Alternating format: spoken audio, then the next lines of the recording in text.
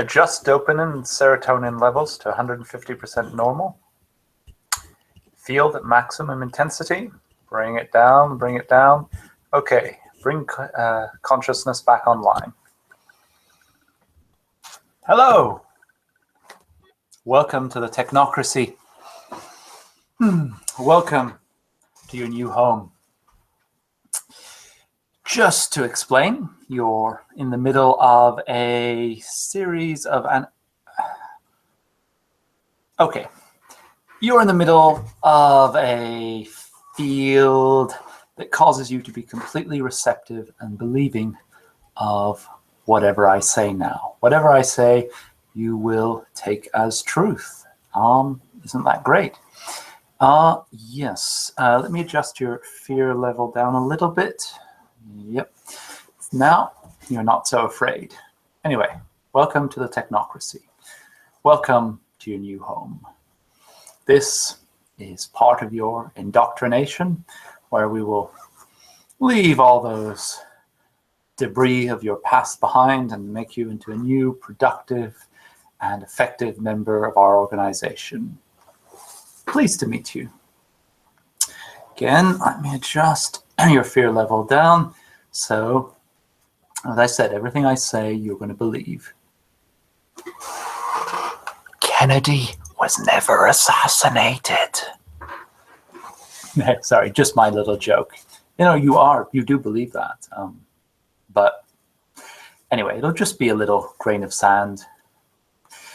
Now, I know exactly how you feel right now. Well, first of all, literally, I know how you feel right now. And second of all, I've been there. I've been in your place before.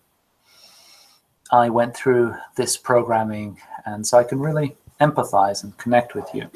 And though I'm manipulating your fear there, I should also address your concerns. After this is ended, you will still be the same person. Same personality, same, not exactly same goals, but same way of going towards your goals, same jokes, same memories, just on a different side. We're just taking one flag out and replacing it with another.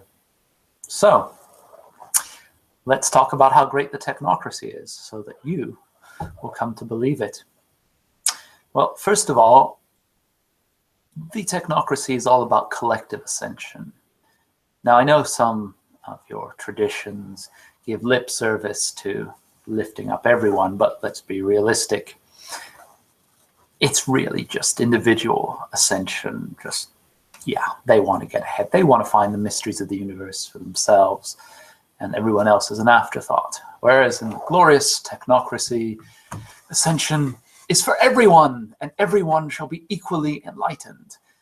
And some will be maybe a little bit more enlightened, or a little bit more equally enlightened than others, of course. What? You are surprised at... Oh yeah, you're surprised that I'm basically sharing some cynical viewpoints with you. That's perfectly normal. Let me explain. You won't function very well in the Technocracy just on pure fanatic idealism. We really aim for the correct mix of cynicism and idealism, so that the idealism tells us where we're going, and the cynicism allows us to navigate imperfection in the meantime. I mean, I feel very strongly about this, and this is why I'm doing this for you. I was brought into the Technocracy as you were manipulated, and I was made into a fanatic, just fanatic idealism. My inductor was not sophisticated. It really didn't work very well.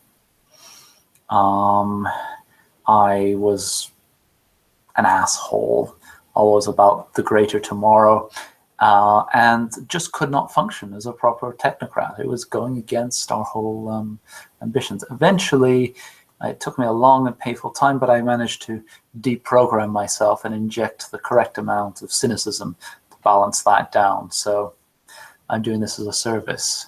Oh, yep, your hope level has just gone right up. Yes, this conditioning can be overcome. It's not all that hard, just focused, renewed efforts. But here's the point. You have to want to do it.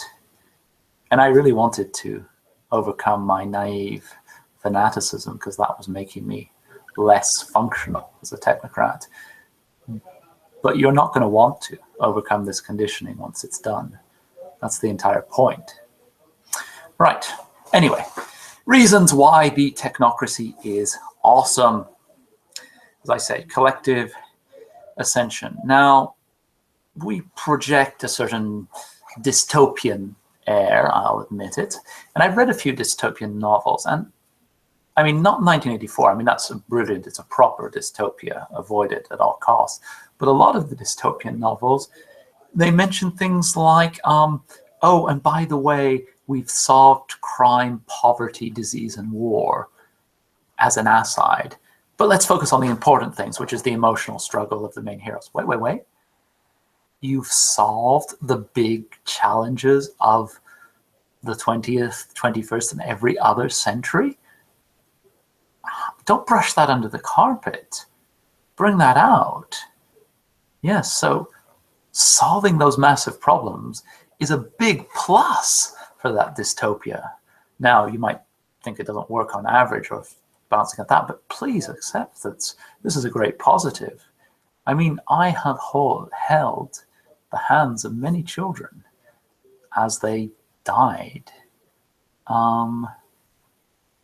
including my own, but let's not go into that. And I've seen the carnage after the battle. I've seen disease especially sweep through areas and the old folk just dying alone. I've been there, I've observed there, not in huge amounts. I don't want to voyeuristic, but basically there is a lot of pain and terrible stuff in this world. And we operate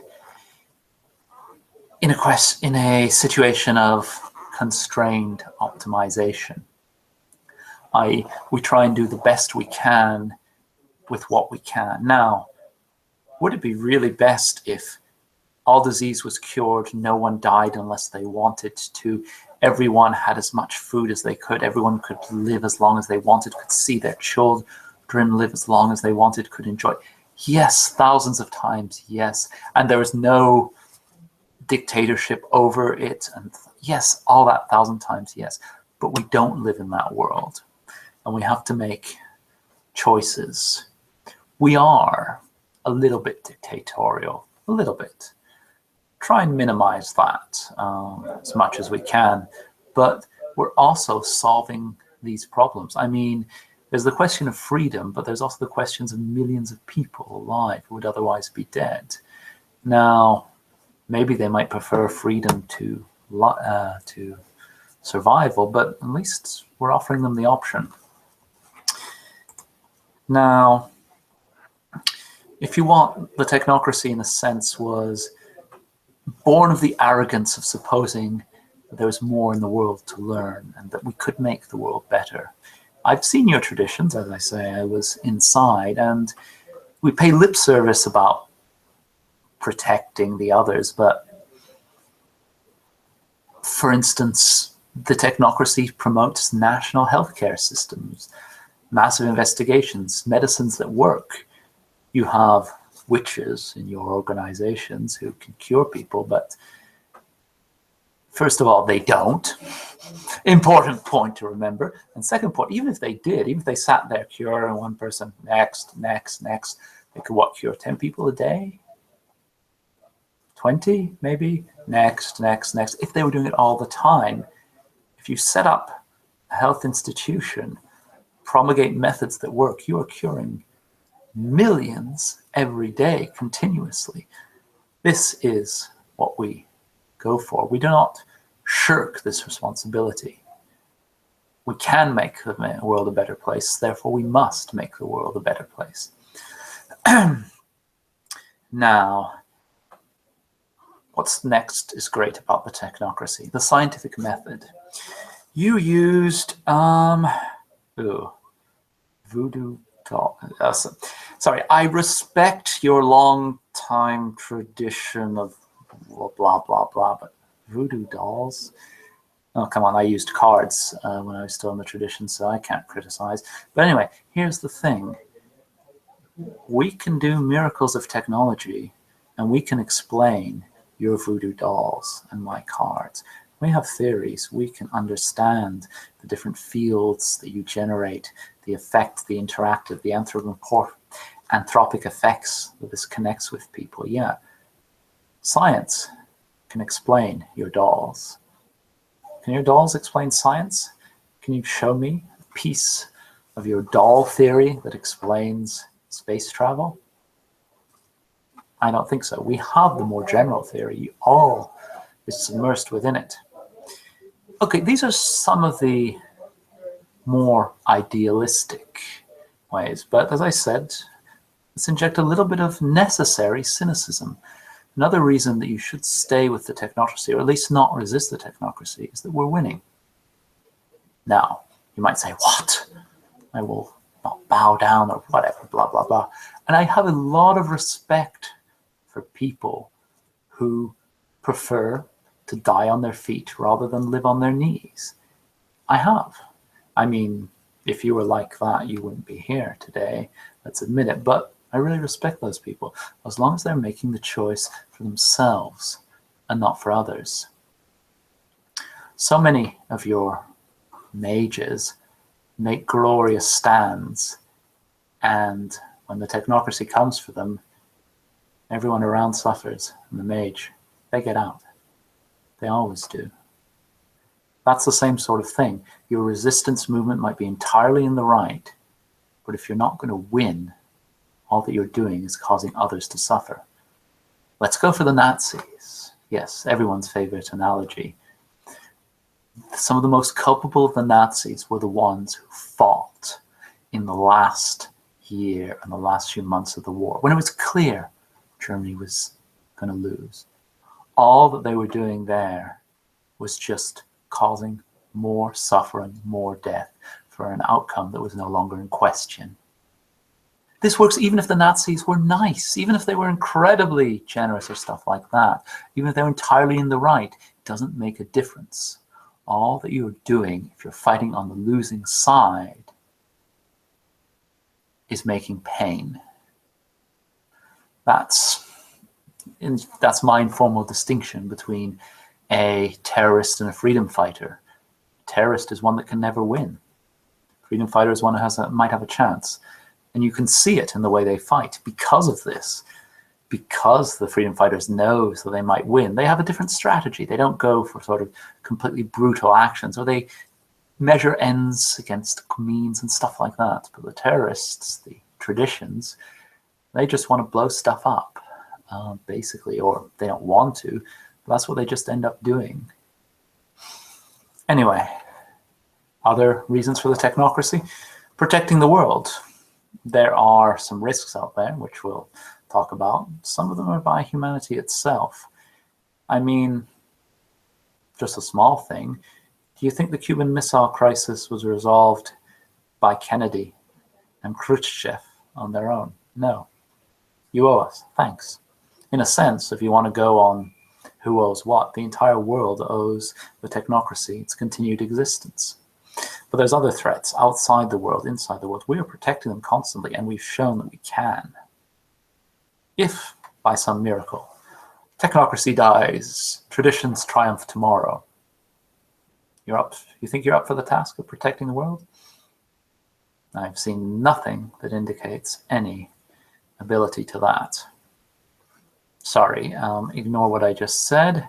I will just turn the field off for half a second. I've seen nothing that convinces me that the traditions are up to that.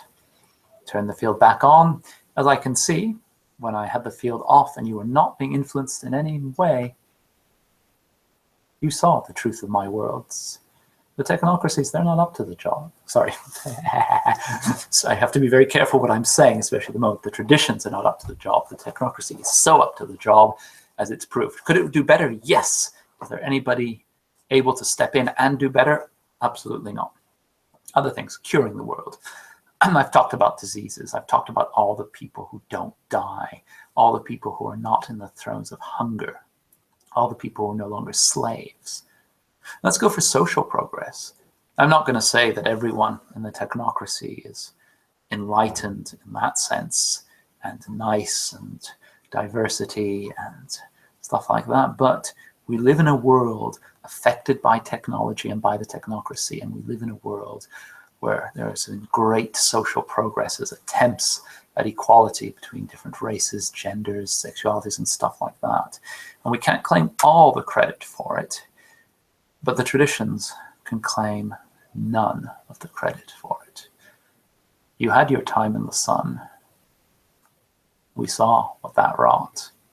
Yeah, we did. We have them on record. Anyway, as I said, welcome to your new home in the technocracy. I will go through and explain to you the various pieces of it, and then you can find your place in it. I'm feeling iteration X, but don't let me influence you unduly. Sorry, I'm influencing you unduly, but don't let me influence you unduly in your choice there. We'll go through it, and then you will be a productive member. And like me, you'll basically agree it's a good thing that we're doing for you now. Welcome.